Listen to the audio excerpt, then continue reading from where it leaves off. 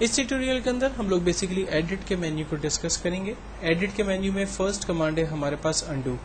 Undo की command को हम इस तरह से इस्तेमाल करते हैं। मिसाल के तौर पर मैंने अपने पेज के बैकग्राउंड पे एक कलर फिल कर दिया और बाद में जाकर मैं इसकी वेराइटीज़ को जो है वो चेंज करता हूँ, उसके स्टाइल्स को चेंज करता हूँ और मुझे अब इसमें पीछे जाना है तो हम एडिट की मदद से अंडू करते हैं। तो जो लास्ट एक्शन होगा बेसिकली वो रिपीट हो रहा है, देखें इसके अलावा जो है वो बैक नहीं जा रहा है वो।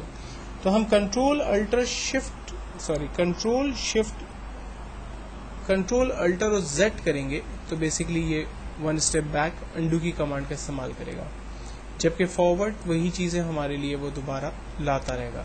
तो अगर आप मल्टी अंडू करना चाहते हैं तो कंट्रोल अल्टर Z की कमांड को इस्तेमाल करके आप मल्टी अंडू कर सकते हैं, जो कि वन स्टेप बैक की कमांड का इस्तेमाल करता है। देन अगर किसी भी पेज में से मिसाल के तौर पर मेरे पास यहाँ पर ये पिक्चर है और मैं इसमें से एक पर्टिकुलर हिस्सा जस्ट सिलेक्ट करना चाहता हूँ, तब उसकी रेंज बनाते हैं, कॉपी करते हैं और इसकी कॉपी हमें जहाँ चाहिए वहाँ हम इसको पेस्ट कर देते हैं।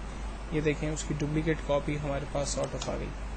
तो हम पेज की डुप्लीकेट कॉपी बना सकते हैं कॉपी और पेस्ट की मदद से, जबकि कट की मदद से मैं इसको एक जगह से ख़त्म करता हूँ और दूसरी जगह अगर ले जाना चाहूँ तो वहाँ पेस्ट कर दूंगा तो इसकी डुप्लीकेट कॉपी एक जगह से ख़त्म हुई और दूसरी जगह पर हमारे पास आ गई।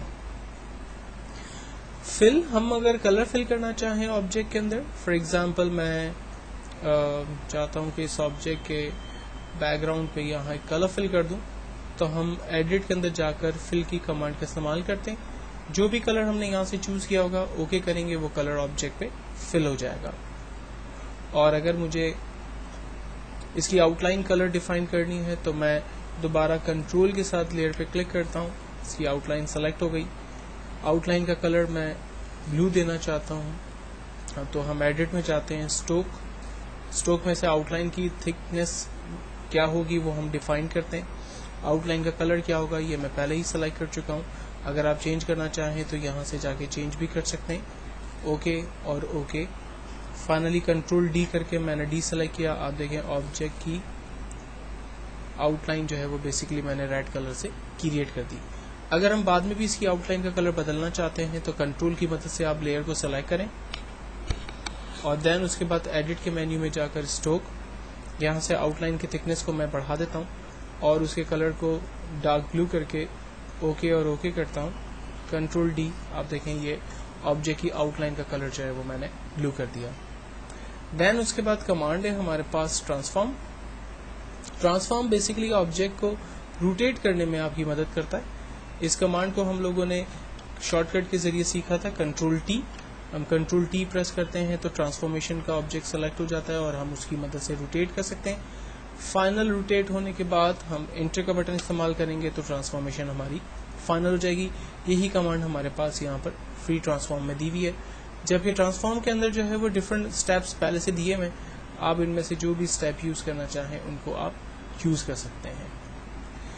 एक बड़ी इंपॉर्टेंट कमांड है हमारे पास डिफाइन ब्रश। बेसिकली अगर आप कोई भी ऑब्जेक्ट को यूज़ करते हुए ब्रश बनाना चाहें तो वो आप इस कमांड के ज़रिए यूज़ कर सकते हैं। मिसाल के तौर पर मेरे पास एक पिक्चर,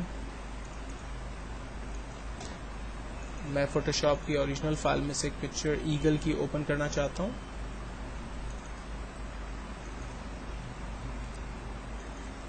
ये मेरे पास एक पिक्चर आ रही है और मैं चाह रहा हूँ कि इसका जो फेस है बेसिकली वो एज अ ब्रश जो है वो मैं क्रिएट कर लूँ। तो मैंने इसके फेस को सेलेक्ट किया और एडिट में जाकर डिफाइन ब्रश की कमांड को इस्तेमाल करके फाइनली ओके करते हैं। इस पिक्चर को बंद कर देते हैं क्योंकि अब हमें इसकी नीड नहीं है। ब्लैंक पेज पर चलकर हम ब्रश की कमांड को इस्तेमाल करते हैं और ब्रश के अंदर सबसे नीचे जाकर देखते हैं हमने जो ब्रश क्रिएट किया था वो ब्रश यहाँ आ रहा है और इस ब्रश के डायमीटर को हम अपने हिसाब से बड़ा कर सकते हैं। फाइनली जस्ट मैं क्लिक करता हूँ, ये देखें ईगल का वो फेस जो बेसिकली मैंने क्रिएट किया था एज अ ब्रश, उसे मैं यहाँ पर यूज़ कर सकता हूँ। तो एक बेस्ट और बहुत ही पावरफुल कमांड, आप अपनी मर्जी के बेसिकली ब्रश यहाँ पर क्रिएट कर सकते हैं।